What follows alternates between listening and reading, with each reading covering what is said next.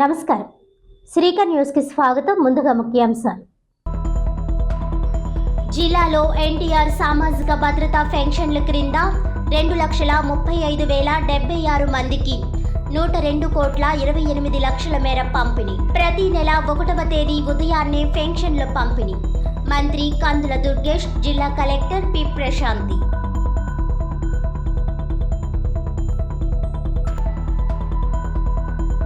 నాగాంజలి ఘటనపై సిట్ దర్యాప్తు జరిపించాలి.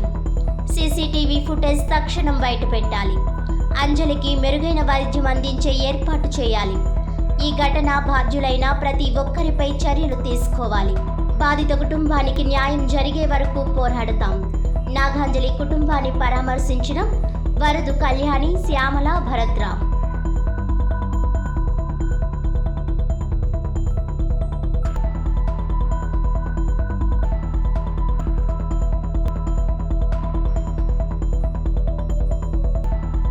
రాజమహేంద్రవరంలో పాస్టర్స్ ఫెలోషిప్ ఆధ్వర్యంలో అన్ని క్రైస్తవ సంఘాలతో శాంతి ర్యాలీ.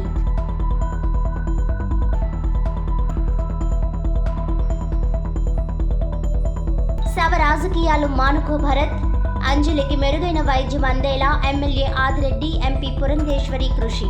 వైసీపీ మహిళా నాయకులు ఇన్ని రోజులు నిద్రపోయారా? ఇప్పుడొచ్చి సరైన వైద్యం అందలేదంటారా? వైసీపీ నాయకుల తీరుపై ధ్వజమెత్తిన టీడీపీ, బీజేపీ మహిళా నాయకులు మాలే, కప్పల, పన్నాల, కోసూరి. జిల్లాలో ఎన్టీఆర్ సామాజిక భద్రతా పెన్షన్ల క్రింద 2,35,076 మందికి 102,28,00,000 మేర పంపిణీ చేయడానికి పటిష్టమైన చర్యలు తీసుకోవడం జరిగిందని రాష్ట్ర పర్యాటక, సాంస్కృతిక, సినిమాటోగ్రఫీ శాఖ మంత్రి కందుల దుర్గేష్ పేర్కొన్నారు. స్థానిక పెరవలి మండలం ముక్కాంల గ్రామంలో ఎన్టీఆర్ సామాజిక భద్రతా పెన్షన్ల పంపిణీ కార్యక్రమంలో మంత్రి కందుల దుర్గేష్, జిల్లా కలెక్టర్ పి ప్రశాంతితో కలిసి తదితరులు పాల్గొన్నారు. ఈ సందర్భంగా మంత్రి కందుల దుర్గేష్ మాట్లాడుతూ సామాజిక పంపిణీలో భాగంగా ప్రతి నెల 1వ తేదీ ఉదయాన్నే లబ్ధిదారులకు పెన్షన్లు అందజేస్తున్నామని అన్నారు. ఈరోజు ఉదయం 10:30 గంటల సమయంలోగా 2,02,400 మందికి 80,87,00,000 మేర పంపిణీ చేసినట్లు తెలిపారు. పెరవలి మండలం ముక్కాంల గ్రామంలో ఎన్టీఆర్ సామాజిక భద్రతా పెన్షన్ల పంపిణీ కార్యక్రమంలో భాగంగా వలవల సత్యనారాయణకు డయాసిస్ పెన్షన్గా 10,000, రేలంగి సత్యమ్మకు వితంతు పెన్షన్గా 4,000 మంత్రి చేతుల మీదుగా పంపిణీ చేయడం జరిగింది. జిల్లా కలెక్టర్ పి ప్రశాంతి మాట్లాడుతూ రాష్ట్ర ప్రభుత్వం క్రమం తప్పకుండా ప్రతి నెల 1వ తేదీన లబ్ధిదారుల సంక్షేమాన్ని కాంక్షిస్తూ ఎన్టీఆర్ భరోసా పెన్షన్ పంపిణీ చేస్తుందని అన్నారు. ప్రభుత్వం అందిస్తున్న ఆర్థిక సహాయాన్ని లబ్ధిదారులు సద్వినియోగం చేసుకోవాలని అన్నారు. ఈ సందర్భంగా కలెక్టర్ పి ప్రశాంతి ముక్కాంల గ్రామంకు చెందిన నార్ని సరోజినికి వితంతు పెన్షన్ 4,000, జి చంద్రావతికి వృద్ధాప్య పెన్షన్ 4,000 అందజేశారు. ఈ కార్యక్రమంలో డిఆర్డీఏ పీడీ ఎన్వివిఎస్ మూర్తి, ఎంపీడీఓ తదితరులు పాల్గొన్నారు. ఆసుపత్రిలో చికిత్స పొందుతున్న ఫార్మాసిస్ట్ విద్యార్థిని అంజలి కుటుంబ సభ్యులను వైఎస్ఆర్సీపీ రాష్ట్ర మహిళా అధ్యక్షురాలు వరదు కళ్యాణి పరామర్శించారు. తూర్పుగోదావరి జిల్లా రాజమండ్రి బొల్లినేని ఆసుపత్రిలో ఆత్మహత్యకు పాల్పడిన నాగాంజలి కుటుంబాన్ని వైఎస్ఆర్సీపీ రాష్ట్ర మహిళా అధ్యక్షురాలు వరదు కళ్యాణి, అధికార ప్రతినిధి శ్యామల, మాజీ ఎంపీ భరత్రామ్ పరామర్శించారు. అండగా ఉంటామని అంజలి తల్లిదండ్రులకు భరోసా ఇచ్చారు. అనంతరం మీడియాతో మాట్లాడారు. వైఎస్ఆర్సీపీ రాష్ట్ర మహిళా అధ్యక్షురాలు వరదు కళ్యాణి మాట్లాడుతూ ఒక యువతిని దారుణంగా హింసించి ఆత్మహత్యకు పురగొలిపేలా చేసిన వ్యక్తిపై ఎటువంటి చర్యలు తీసుకున్నారని ప్రశ్నించారు. సీసీటీవీ ఫుటేజ్ను ఇప్పటిదాకా ఎందుకు తల్లిదండ్రులకు చూపలేదని అన్నారు. అధికార ప్రతినిధి ఆర్ఎస్ శ్యామల మాట్లాడారు. అంజలికి మెరుగైన వైద్యం అందించే ఏర్పాటు చేయాలన్నారు. మాజీ ఎంపీ మార్గాని భరత్రామ్ మాట్లాడుతూ పై సమగ్ర విచారణ జరగాలని అన్నారు. అంజలి తల్లిదండ్రులు మాట్లాడుతూ మా బిడ్డను పూర్తి ఆరోగ్యంగా మాతో పంపాలని అన్నారు.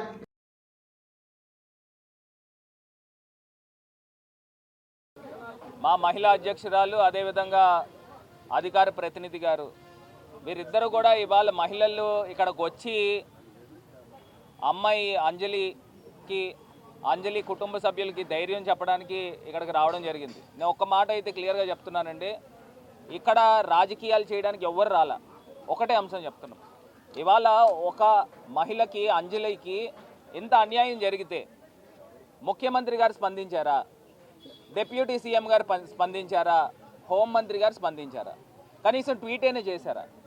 ఇంత ఘటన జరిగి ఒక దీపక్ అనే ఒక వ్యక్తి గురించి, ఒక కిమ్స్ హాస్పిటల్లో పనిచేసే వ్యక్తి గురించి అతను డైరెక్ట్గా ఇంజెక్షన్ తీసుకున్నాడని చెప్తా ఉన్నప్పుడు ఇంజెక్షన్ ఆ అమ్మాయి తీసుకుంది, సూసైడ్ నోట్ రాసుకుంది క్లియర్గా.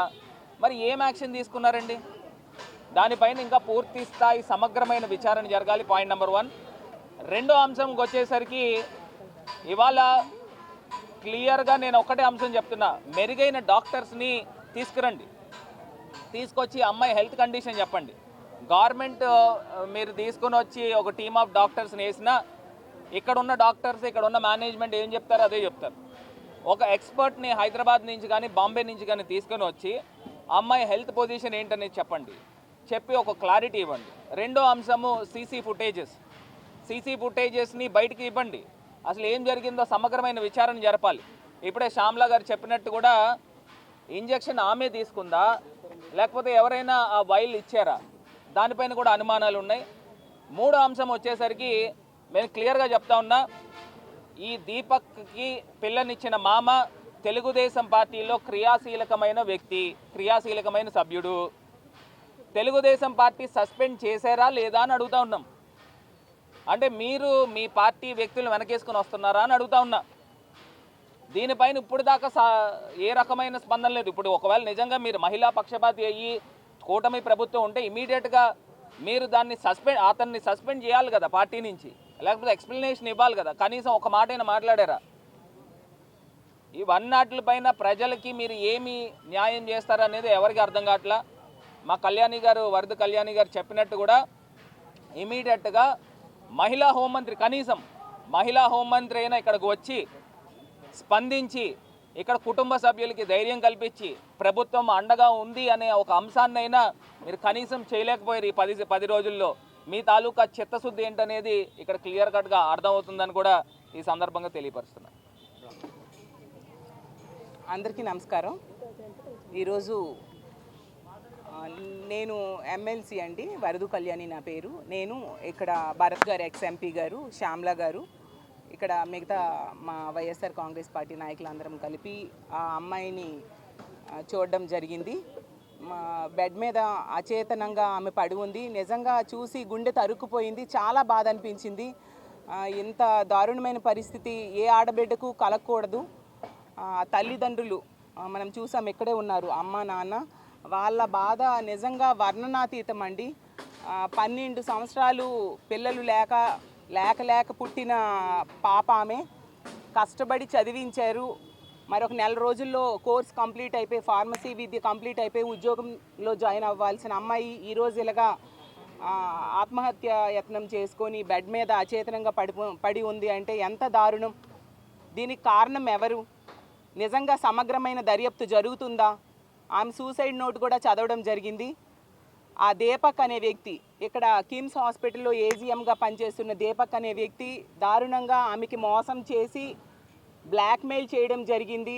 ఆడపిల్లలకి రక్షణ లేదు, ఇవన్నీ కూడా ఆవిడ ఆ లేఖలో ప్రస్తావించడం జరిగింది. ఎంత దారుణం! ఆమె బాధ ఆ లేఖలో ప్రతి అక్షరంలో కూడా కనిపిస్తూ ఉంది. అంత దారుణంగా వేధించి ఈరోజు ఆమె ఈ ఆత్మహత్యాయత్నం చేసుకోవడానికి కారకుడయ్యాడు ఆ దీపక్ అనే వ్యక్తి. దీనికి సరైన స్పందన ప్రభుత్వం కానీ, పోలీసులు కానీ, హాస్పిటల్ యాజమాన్యం కానీ ఉందా అని నేను అడుగుతూ ఉన్నాను. విద్యార్థి సంఘాలు ధర్నాలు చేస్తే, అలాగే మా ఇన్ఛార్జ్ గారైన భరత్ గారు దీని మీద మాట్లాడితే అప్పుడు కొంచెం స్పందించి కేసు పెట్టడం జరిగింది. ఇంత దారుణమా, ఇంత నిర్లక్ష్యమా ప్రభుత్వానికి? ఆడపిల్లలకి రక్షణ లేదా? ఈ ఆంధ్రప్రదేశ్ రాష్ట్రంలో చూస్తూ ఉంటే అడుగడుగునా ఏదో ఒక సంఘటన మనం చూస్తూ ఉన్నాం. ఆ పాప విషయంలో మనకి క్లియర్గా ఇన్వెస్టిగేషన్ సరిగ్గా జరగట్లేదు అనేది అర్థమవుతుంది. ఇదే హాస్పిటల్లో ఆమె ఆ ఇంజెక్షన్ చేసుకుంది. సీసీటీవీ ఫుటేజ్ ఇప్పటికి కూడా ఇవ్వట్లేదు తల్లిదండ్రులకి. ఇస్తే ఏం జరిగిందో తెలుస్తుంది కదా. ఆ మెడిసిన్ కూడా చాలా డేంజరస్ మెడిసిన్ అంట. అది వాళ్ళంతటి వాళ్ళు ఇచ్చుకోలేరని చాలామంది డాక్టర్స్ చెప్పడం జరిగింది. మరి వేరే వ్యక్తులు చేశారా? ఇది నిజంగా ఆమంతటా ఆమె చేసుకుందా? వేరే వాళ్ళు ఆమెని చంపడానికి ఇలా చేశారా? ఇవన్నీ బయటకు రావాలంటే సీసీటీవీ ఫుటేజ్ బయటకు రావాలి కదా. ఇందాకే వాళ్ళ తల్లిగారు చెప్పడం జరిగింది, ఆమె రూమ్మేట్స్ని కూడా ఇంతవరకు కూడా ఎవరితో మాట్లాడనివ్వట్లేదు అనేసి. ఎంత దారుణం! నిజాలు ఎలా బయటకు వస్తాయి? ముఖ్యమంత్రి గారు ఉన్నారు, డిప్యూటీ సీఎం గారు ఉన్నారు, హోమ్ మినిస్టర్ గారు ఒక మహిళ ఉన్నారు. దీని మీద ఇంత 10 రోజులైంది. 23వ తేదీ జరిగింది, ఈరోజు 1వ తేదీ. ఏమి స్పందించారు వాళ్ళు? మొన్ననే ముఖ్యమంత్రి గారు పోలవరం చూడడానికి వచ్చారు. అదే స్పెషల్ ఫ్లైట్లో పక్కనే కదా ఇక్కడికి వచ్చి ఆ అమ్మాయి కుటుంబాన్ని పరామర్శించి ఆ అమ్మాయిని చూస్తే బాగుండేది కదా, వాళ్ళకి ఎంత ధైర్యం ఉండేది. డిప్యూటీ సీఎం గారు పక్కనే ఉంటారు, పక్క నియోజకవర్గం దగ్గరలోనే. అతను ఏమన్నారు? ఆడవాళ్ళకి ఎవరైనా వేధిస్తే తాట తీస్తానని చెప్పారు. ఆవిడ అంత క్లియర్గా ఆ సూసైడ్ నోట్లో రాయడం జరిగింది. ఎంత ఘోరంగా దీపక్ అనే వ్యక్తి వేధించి విసిగించాడు, ఎంత దారుణంగా మోసం చేశాడు అనేసి. మరి ఆ దీపక్ తాట తీయాలి కదా. అంటే టీడీపీ వ్యక్తి, టీడీపీ సింపథైజర్ అయితే వాళ్ళని ఇంక ఏమీ వీళ్ళు దండించరా? బాధితులకు న్యాయం చేయరా? హోమ్ మినిస్టర్ గారు పక్క జిల్లాయే, మరి ఆవిడ వెంటనే ఒక మహిళా హోమ్ మినిస్టర్, ఆవిడ వెంటనే వచ్చి ఈ కుటుంబానికి ధైర్యం చెప్పాలి కదా. ఆ పాపకి మెరుగైన వైద్యం ఆ అమ్మాయికి ఇవ్వాల్సిన అవసరం ఉంది కదా. అవేవి ఇందులో కనిపించట్లేదు. అడుగడుగునా ఎన్నో సందేహాలు, ఎన్నో ప్రశ్నలు ఈ ఎపిసోడ్ మొత్తంలో కనిపిస్తూ ఉంది. వింటే ఆ పాప సూసైడ్ లెటర్ 1-2 సార్లు క్షుణ్ణంగా చదివితే అసలు నిజంగా ఒక సందేహం అనేది కలుగుతోంది, ఇది నిజంగా ఆత్మహత్యాయత్నమా లేకపోతే హత్యాయత్నమా అని. ఎందుకంటే ఆ ఇంజెక్షన్ ఏదైతే అంజలి అనే అమ్మాయి తీసుకుందో అది సెల్ఫ్గా ఎవరు తీసుకోలేరు అనే విషయం భరత్ గారు చాలామంది డాక్టర్స్తో మాట్లాడుకుంటే ఆయనకు తెలిసిన విషయము. అండ్ అది నిజంగానే సెల్ఫ్గా తీసుకుంటే కాసేపటికి అది ప్యారలైజ్ అయిపోతుంది బాడీ అంతా, సో అది తీసుకోలేరట. మరి అలాంటిది 10 ml ఆ అమ్మాయి ఎలా తీసుకుంది? లేదా అమ్మాయికి ఎవరన్నా ఇంజెక్షన్ ఇచ్చారా?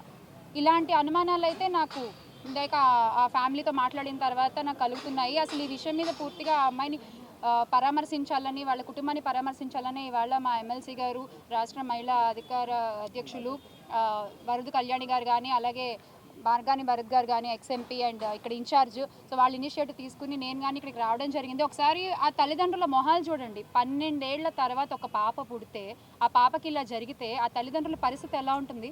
అసలు ఈ పెద్ద మనిషి ఆయన కళ్ళలో చూసి నేను మాట్లాడలేకపోతున్నాను నిజంగా. అంటే ఏం చెప్పాలనుకుంటున్నారు ఈ కూటమి ప్రభుత్వం నాకు అర్థం కాదు. వీళ్ళు అధికారంలోకి వచ్చిన ఈ ఏడాది కాలంలో అడుగడుగున రాష్ట్రంలో ఏదో ఒక మూల ప్రతిరోజు ఏదో ఒక అఘాయిత్యం జరుగుతూనే ఉంటుంది.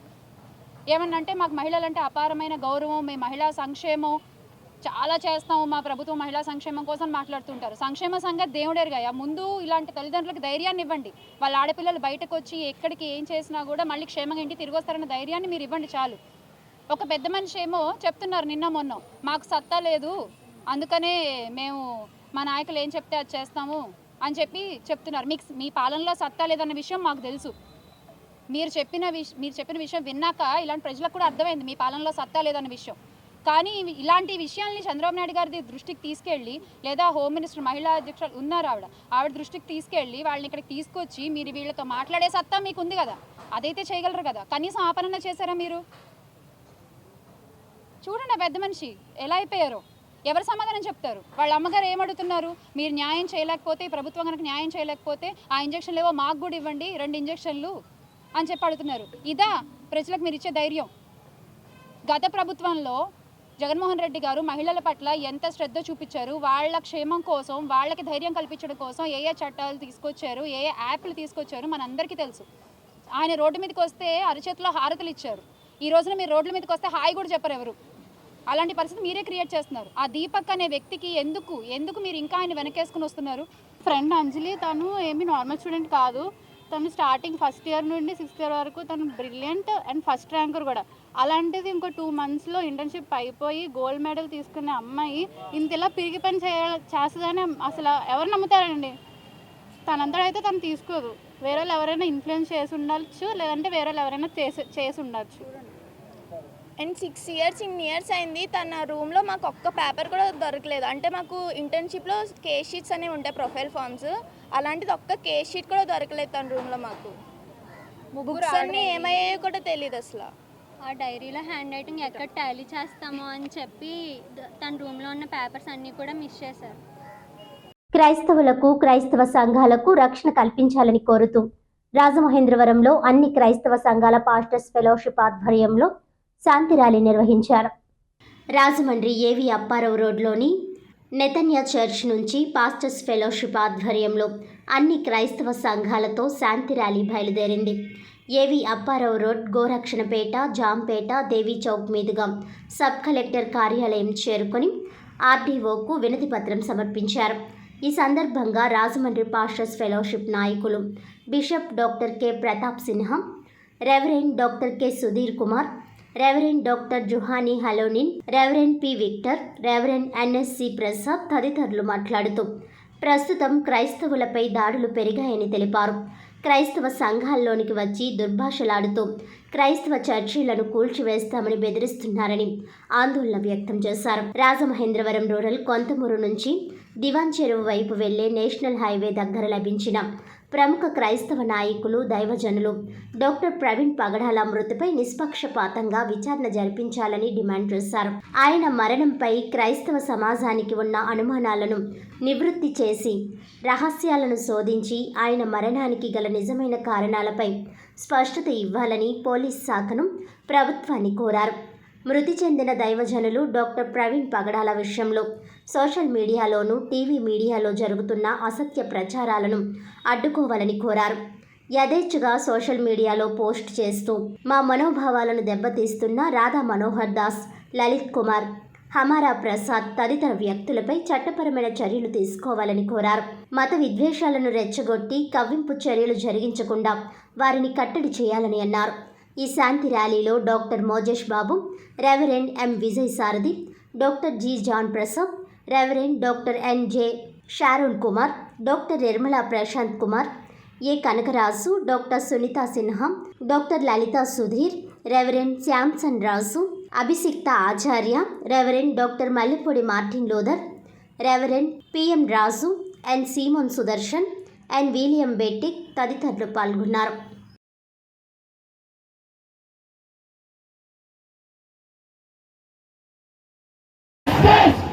We want justice. We want justice. We want justice. We want justice. We want justice. We want justice. We want justice. We want justice. We want. We want. We want. We want justice. We want justice. We want justice. We want justice. We want justice. We want justice. We want justice. We want justice. We want justice.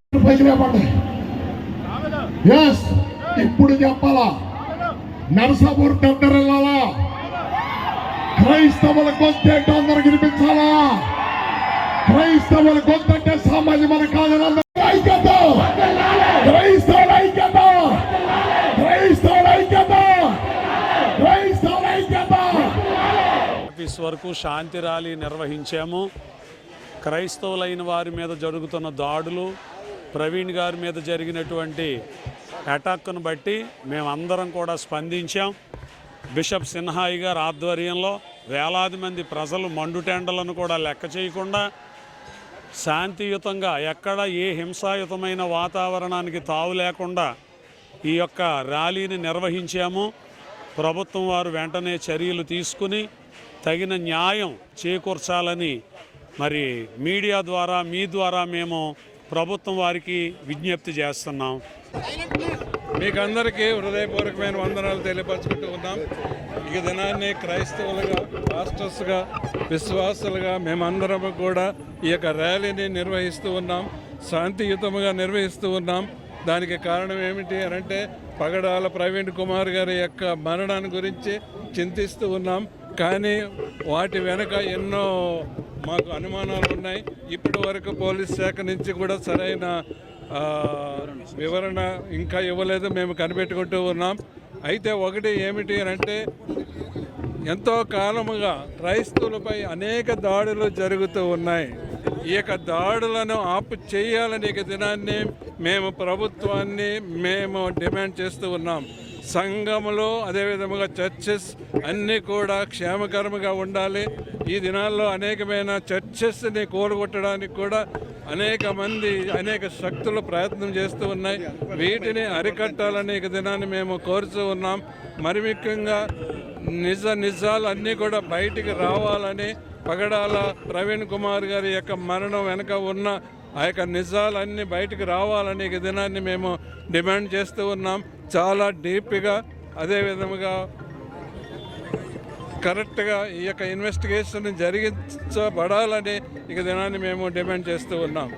అదేవిధంగా media వారికి అందరికీ హృదయపూర్వక వందనాలు. దయచేసి media వారు కూడా దయచేసి మీరు మమ్మల్ని ప్రోత్సహించాలని, ఈ యొక్క ర్యాలీని మీరు ప్రోత్సహిస్తున్నందుకు వందనాలు తెలియపరుస్తూ ఉన్నాం. Thank you so much. God bless you. కలిసి ఒక ర్యాలీ మేము చేసి ఉన్నాం. ఇది రాజమండ్రి పాస్టర్స్ ఫెలోషిప్ తరఫున దైవజనులు బిషప్ ప్రతాప్ సిన్హా గారి ఆధ్వర్యంలో అద్భుతంగా జరిగింది. అన్ని సంఘాల నుంచి స్త్రీలు, చిన్న బిడ్డలు, పురుషులు, పెద్దవారు అందరూ ఇంత భయంకరమైన ఎండలో కూడా వచ్చారంటే దానికి కారణం ఏంటంటే మా హృదయంలో రగులుతున్న బాధ. ఒక మంచి మనిషిని, మంచి సేవ చేసుకుంటున్న వ్యక్తిని భయంకరంగా, అది మరి కొద్దిమంది ఏమో అది యాక్సిడెంట్ అంటున్నారు, కానీ మేమందరం నమ్ముతున్నది ఏంటంటే అదొక హత్యగా అది జరిగింది. దాన్ని మరి వేరే రకంగా భావించడంలో మమ్మల్ని చాలా గాయపరిచారు అందరూ మనుషులు. అయితే ఈరోజు మేము పోలీస్ వారి పర్మిషన్తో మేము పట్టుకొచ్చి ఆర్డీఓ గారికి అది సబ్మిట్ చేశాం. వారు చాలా మంచిగా స్పందించారు. వారు స్పందించిన విధం మమ్మల్ని అందరినీ సంతోషపరిచింది. అయితే మేము ఈ మీడియా తరపున మేము అందరినీ కోరుతున్నది ఏంటంటే దయచేసి క్రైస్తవులు ప్రేమించేవారు, మంచిగా మనసు శాంతితో ఉండేవారు, అనవసరంగా వారిని రెచ్చగొట్టి ప్రాబ్లమ్స్ తెచ్చుకోవద్దు. దయచేసి ఒక నాయకులుగా దయచేసి మీడియా వారికి, సోషల్ మీడియా వారికి మేము 2 చేతులు జోడించి బతిమాలుకుంటున్నాం. ఏంటంటే మీరు మమ్మల్ని చాలా ప్రేమిస్తున్నారు, ముందుకు తీసుకెళ్తున్నారు, కానీ వ్యతిరేకమైన శక్తులు అది ఎవరు అన్నది మీ అందరికీ తెలుసు. అయితే దయచేసి నేను వారికి ఒక చెప్తున్న మాట ఏంటంటే మేము నిద్రిస్తున్న సింహాలను కానీ మీరు ముట్టుకున్నారా మీరే నష్టపోతారు, మేము నష్టపోం, మీరే నష్టపోతారు. దయచేసి ఈరోజు సభాముఖంగా నేను తెలియచేస్తున్నాను, పత్రికాముఖంగా నేను తెలియచేస్తున్నాను, మమ్మల్ని అర్థం చేసుకోండి. ఇప్పటికైనా మీ దాడులు ఆపండి. దయచేసి మీరు ఆపిన పక్షంలో మీరు శాంతిగా బతుకుతారు, మేము శాంతిగా బతుకుతాం. ఇదే మీరు కొనసాగిస్తారనుకుంటున్నారా? అది మీ ఇష్టం.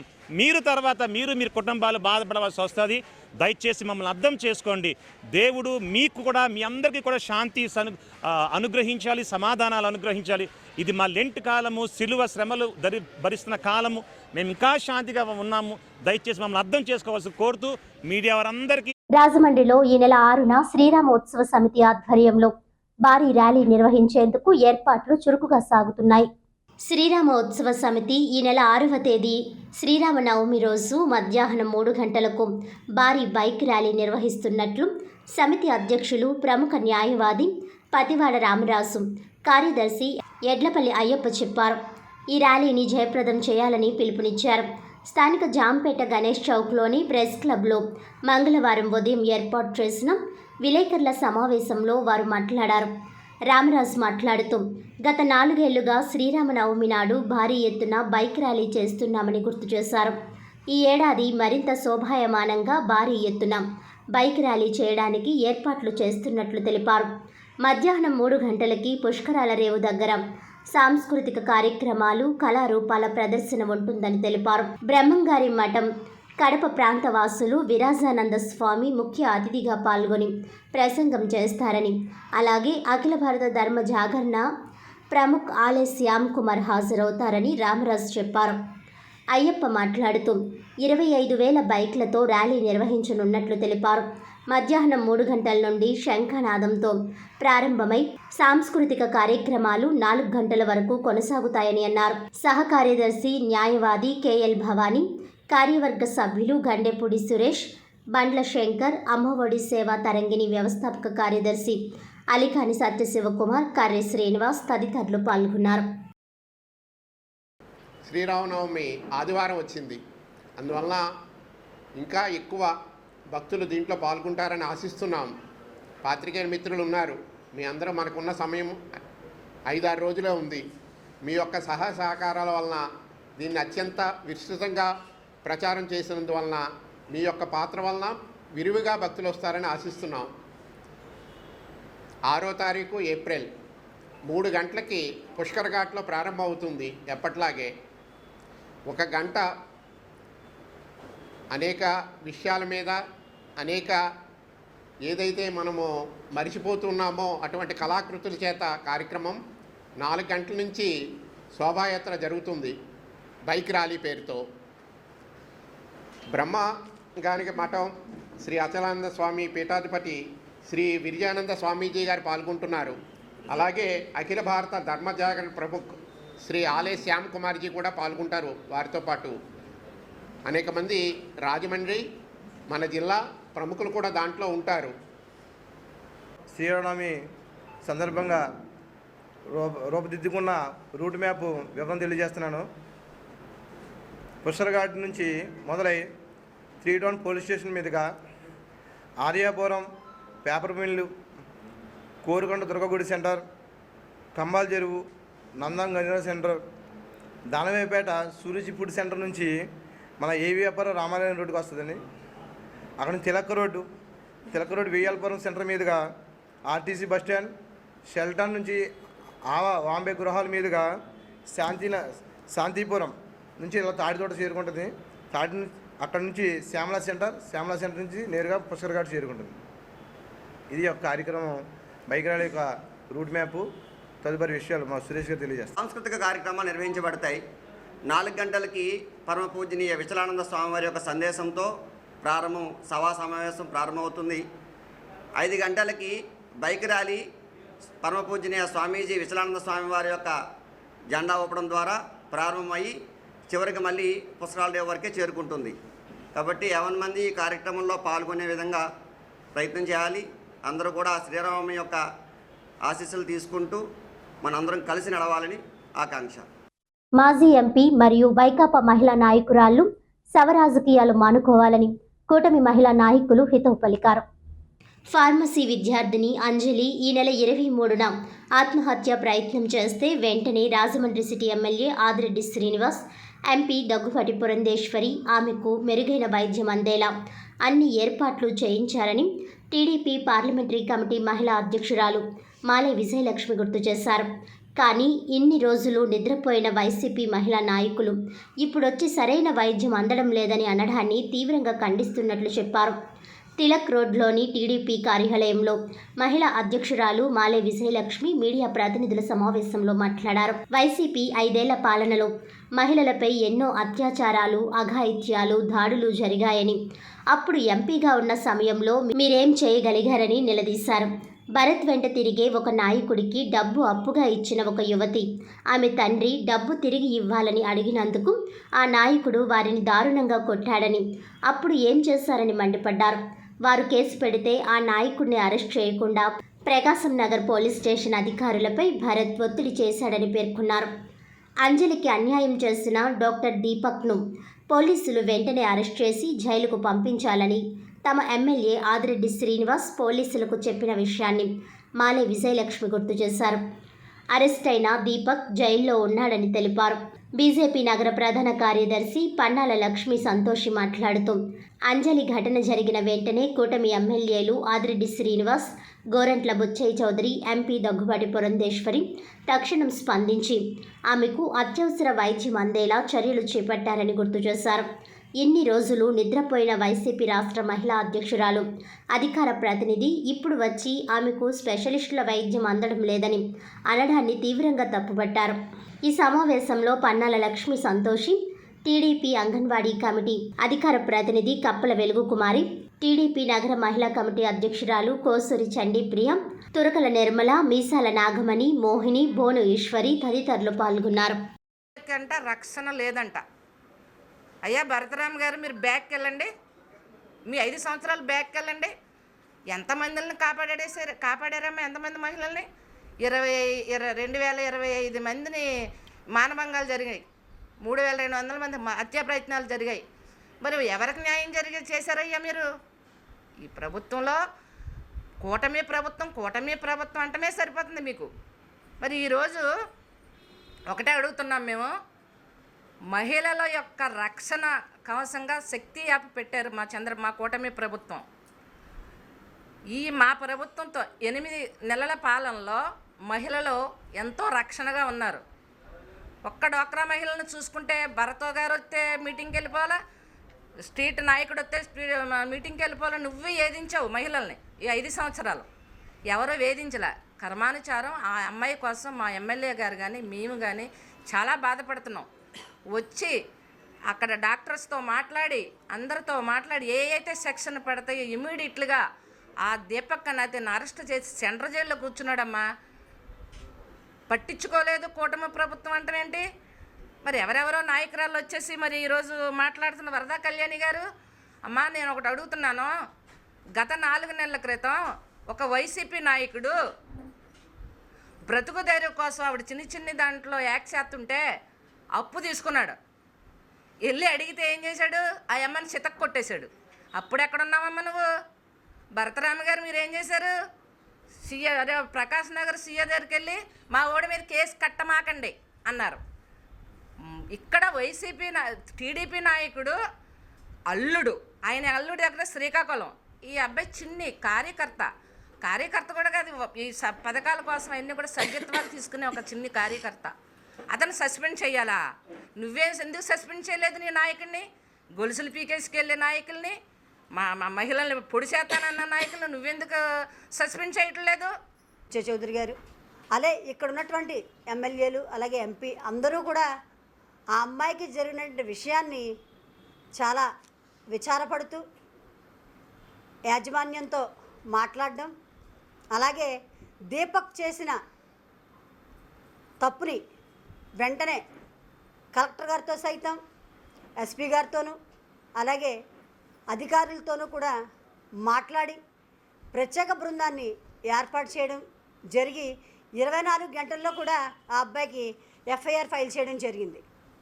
అయితే మీరు ఇప్పుడు అక్కడికి వచ్చి స్పెషల్ డాక్టర్స్ లేరు, అమ్మాయికి చూస్తేనేమో సరైన వైద్యం జరగడం లేదు అంటే ఒక విషయం వినిపిస్తున్నాను సార్. నేను మీరు ఎంపీగా ఉన్నప్పుడు ఎంతోమందిని ఇదే హాస్పిటల్ రిఫర్ చేసి ఫోన్ కాల్స్ చేశారు. మరి అప్పుడు మీరు పంపించినటువంటి పేషెంట్లకి సరైన వైద్యం వారు అందించారా లేదా అన్నది నేను ప్రశ్నిస్తున్నాను. ఎందుకంటే ఎంతోమందిని మీరు అక్కడికి పంపించి రికమెండేషన్స్ కూడా మీరు చేయండి. మీకోసం మా సలహా ఆన్లైన్ సేవా కేంద్రం వెబ్సైట్ను మాజీ పార్లమెంట్ సభ్యులు ఉండవల్లి అరుణ్ కుమార్ ప్రారంభించారు. భూ సమస్యల పరిష్కారానికి సక్రమ విధానాలపై ప్రజలకు అవగాహన కల్పించడానికి మీకోసం మా సలహా పేరిట విశ్రాంత రెవెన్యూ ఉన్నతాధికారి మారిశెట్టి జితేంద్ర స్వచ్ఛందంగా ఏర్పాటు చేసిన ఆన్లైన్ సేవా కేంద్రం వెబ్సైట్ను పార్లమెంట్ మాజీ సభ్యులు ఉండవల్లి అరుణ్ కుమార్ ప్రారంభించారు. స్థానిక ప్రకాశం నగర్ ధర్మంచర కమ్యూనిటీ హాల్ పైన బుక్ బ్యాంక్లో నిర్వహించిన ఈ కార్యక్రమంలో జితేంద్ర మాట్లాడుతూ రెవెన్యూ విభాగంలో చిన్న సమస్యలు సైతం పరిష్కారానికి నోచుకోకుండా ఏళ్ల తరబడి జాప్యం అవుతాయని, ముఖ్యంగా భూ సమస్యలు ఉన్నతాధికారుల స్థాయిలో కూడా పరిష్కారం కావడం లేదని అన్నారు.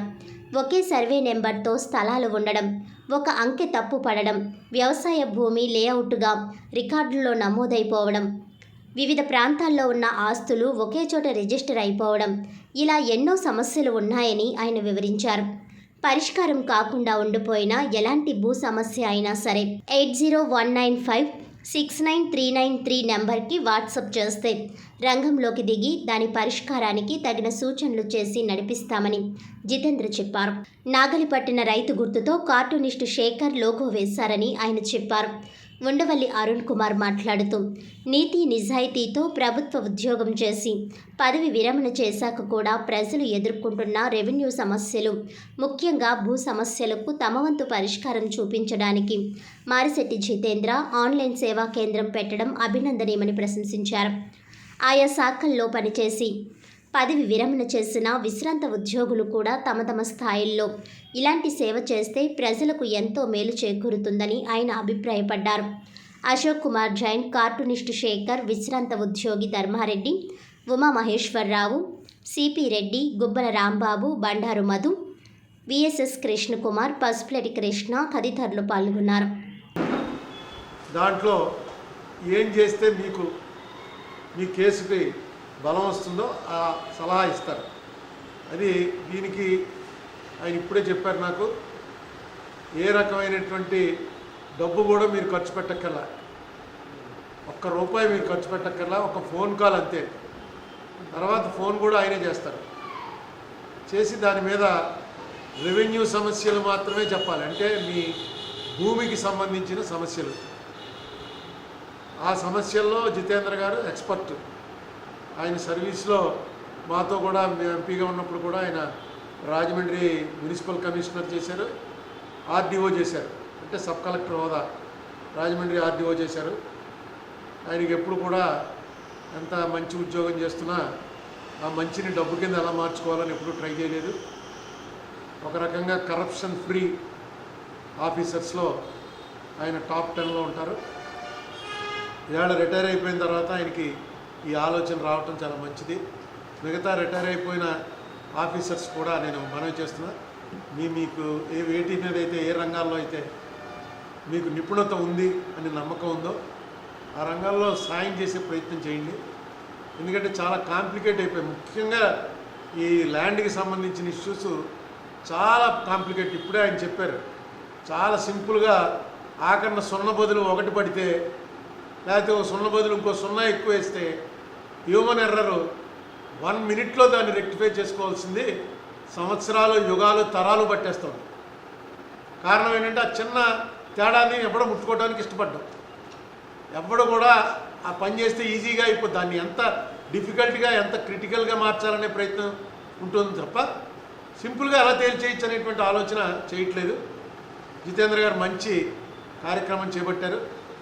ఇది ఖచ్చితంగా సక్సెస్ అవుతుంది. ఎస్సీ వర్గీకరణ జరగకుండా అడ్డుకోవడానికి ఏ పార్టీ నాయకులు ప్రయత్నించినా వారందరూ మాదిగలకు వ్యతిరేకంగా ఉన్నట్టుగానే తాను పరిగణిస్తామని ఎంఆర్పీఎస్ ఉత్తర కోస్తా జిల్లాల ఇన్ఛార్జ్ ముమ్మిడివరపు చినసుబ్బారావు హెచ్చరించారు.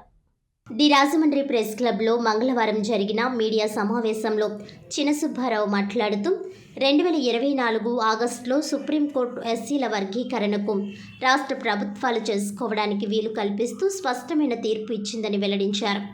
ఆ తీర్పు మేరకు రాష్ట్రంలో అధికారంలోకి వచ్చిన కూటమి ముఖ్యమంత్రి చంద్రబాబు నేతృత్వంలోని కూటమి ప్రభుత్వం అసెంబ్లీ బడ్జెట్ సమావేశాల్లో వర్గీకరణపై తీర్మానం చేసిందని తెలిపారు.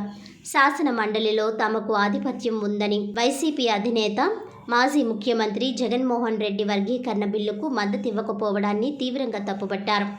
వైఎస్ రాజశేఖర్ రెడ్డి ముఖ్యమంత్రిగా ఉన్నప్పుడు ఉషా మెహ్రా కమిషన్ వేసి వర్గీకరణ చేయడానికి కృషి చేస్తే జగన్ ఆయన ఆశయాలను తుంగలో తొక్కి వైసీపీలో ఉన్న తమ సామాజిక వర్గ నాయకుల చెప్పుడు మాటలు విని మాదిగలకు అన్యాయం చేయడాన్ని వ్యతిరేకిస్తున్నట్లుగా తెలిపారు.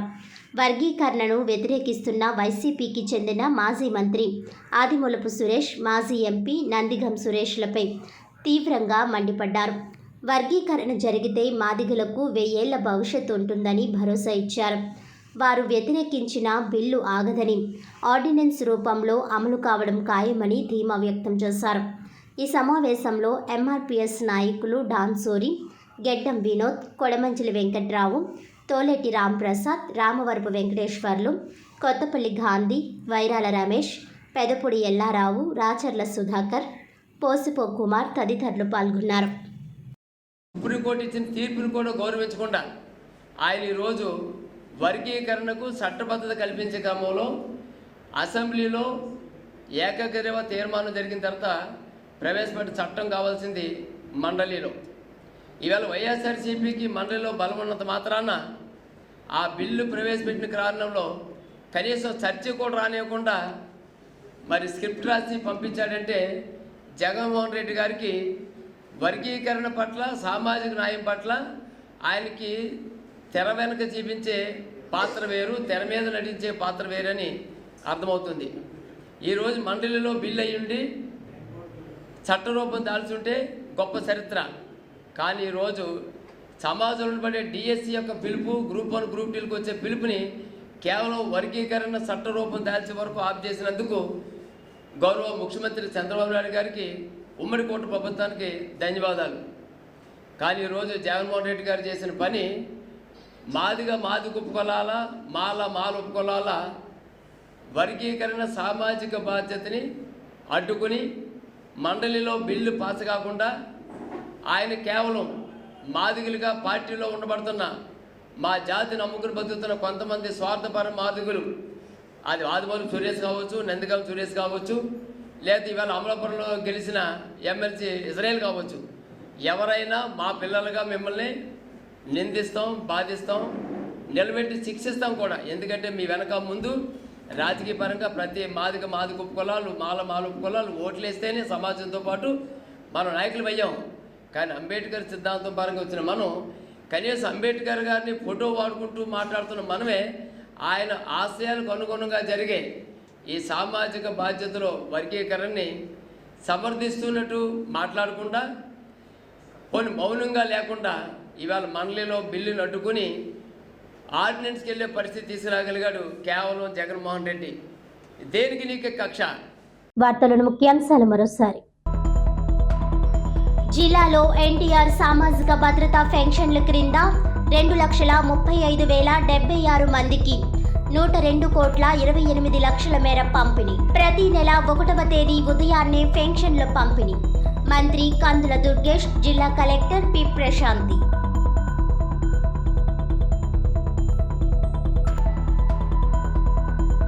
నాగాంజలి ఘటనపై సిట్ దర్యాప్తు జరిపించాలి. సీసీటీవీ ఫుటేజ్ తక్షణం బయటపెట్టాలి. అంజలికి మెరుగైన వైద్యం అందించే ఏర్పాటు చేయాలి. ఈ ఘటన బాధ్యులైన ప్రతి ఒక్కరిపై చర్యలు తీసుకోవాలి. బాధిత కుటుంబానికి న్యాయం జరిగే వరకు పోరాడతాం. నాగాంజలి కుటుంబాన్ని పరామర్శించిన వరదు కళ్యాణి, శ్యామల, భరత్రామ్.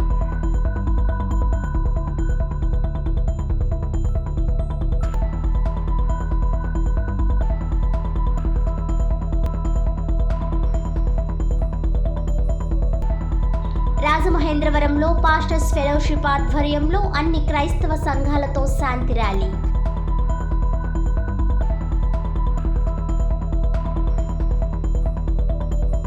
శవ రాజకీయాలు మానుకో భరత్, అంజలికి మెరుగైన వైద్యం అందేలా ఎమ్మెల్యే ఆదిరెడ్డి, ఎంపీ పురంధేశ్వరి కృషి. వైసీపీ మహిళా నాయకులు ఇన్ని రోజులు నిద్రపోయారా? ఇప్పుడొచ్చి సరైన వైద్యం అందలేదంటారా? వైసీపీ నాయకుల తీరుపై ధ్వసమెత్తిన టీడీపీ, బీజేపీ మహిళా నాయకులు మాలే, కప్పల, పన్నాల, కోసూరి. ఈనాటి వార్తలు ఇంతటితో సమాప్తం. తిరిగి వచ్చే బిల్టన్లో మళ్ళీ కలుద్దాం. అంతవరకు సెలవు. నమస్కారం.